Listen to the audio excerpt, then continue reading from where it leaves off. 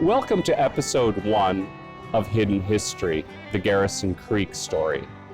I'm here near the foot of Bathurst Street, and it's circa 1793. We're close to where the creek used to flow into the lake, to this side of those fortifications behind me. Known locally as the Garrison at the time, it was built on an outcropping formed by the deep ravines of the creek that took its name, Garrison Creek.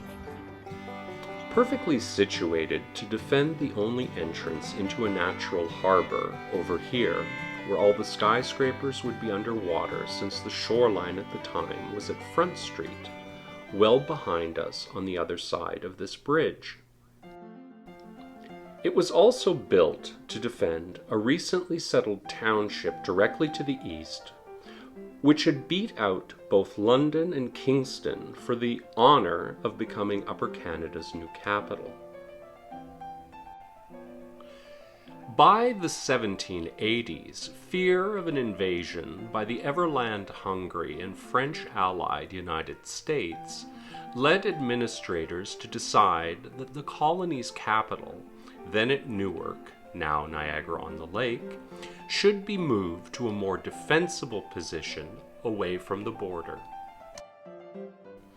The site finally chosen was a recent settlement of Empire Loyalists on lands near a well-traveled portage route that cut across southern Ontario.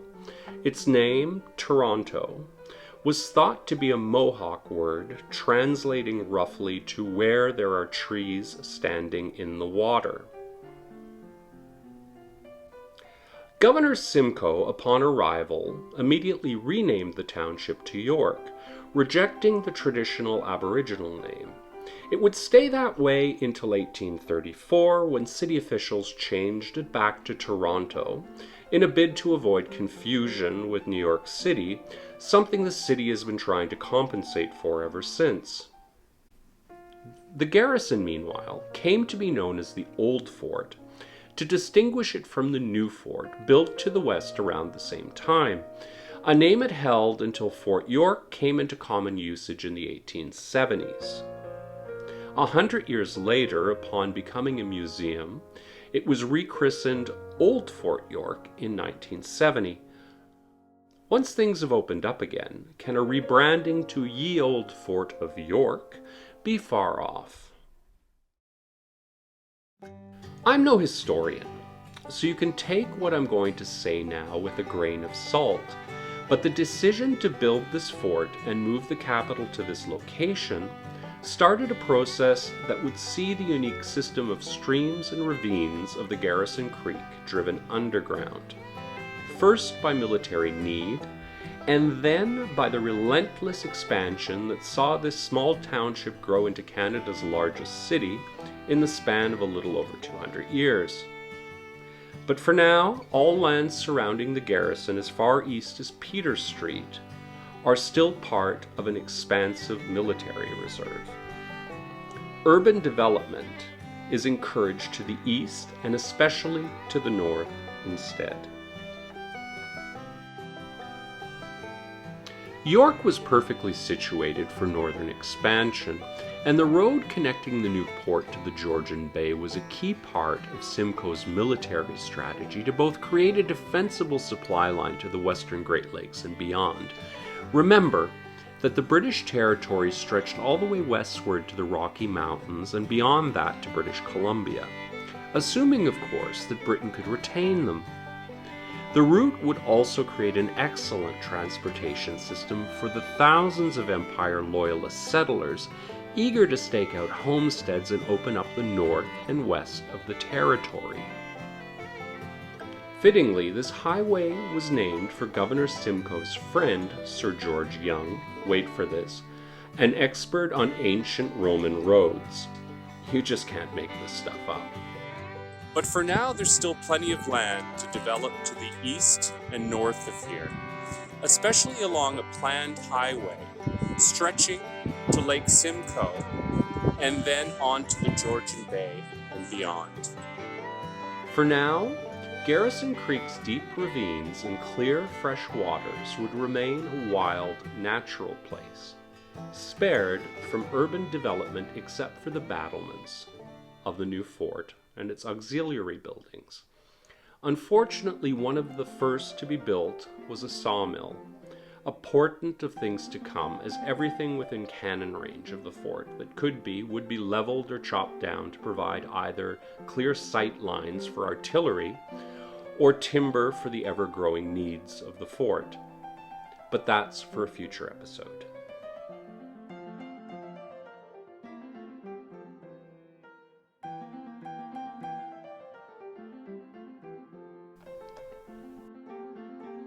Walking northward, we soon enter Fort Reach, the flat floodplain where two tributary streams, the Stafford and Asylum, join the garrison.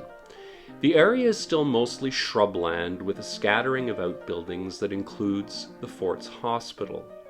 But it won't be long before the fort is relocated westward, freeing up this land to serve the needs of railroads and industry.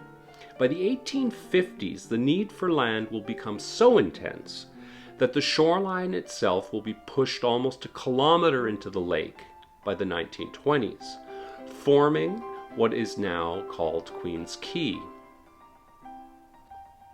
We've now reached Stanley Park, built on top of the creek bed in the heart of Fort Reach. Looking at this year's seasonal flooding, it's clear that the Garrison Creek's existence persists to this day. Almost 200 years of infilling unable to erase signs of its presence.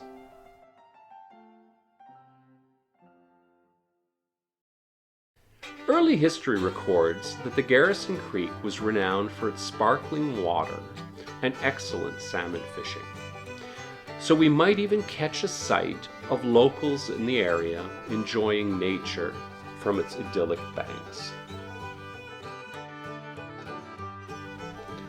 When invasion finally arrives in April of 1813, Fort York is destroyed by the Americans during the Battle of York.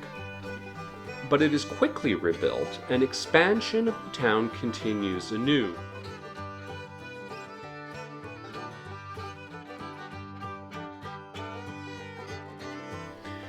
New land concessions are soon granted north of what was imaginatively called Lot Street at the time, and in 1819, Duncan Cameron purchases Park Lot number 22 on what will soon become Queen Street. We're now at the exact corner of Queen, looking northward towards where Cameron built his substantial three-story brick house, Gore Vale, which gives this cross street in front of us its name. The house was named for his former commander, Francis Gore, who was on leave when hostilities broke out, losing his chance for glory when Cameron's beloved York Volunteers were victorious against the Americans at the Battle of Queenston Heights in 1812. One must surmise that Brock House had already been spoken for, hence Gore Vale.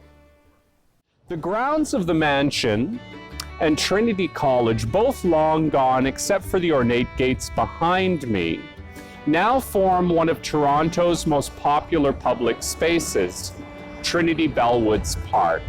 But that's a story for another episode. We've come to the end of part 1 of this short documentary, and I hope you enjoyed it and that you will like, comment, and subscribe to my channel. Thanks for any support you can give to this project, which really helps encourage me to make more content like this. Take care until next time. Bye-bye.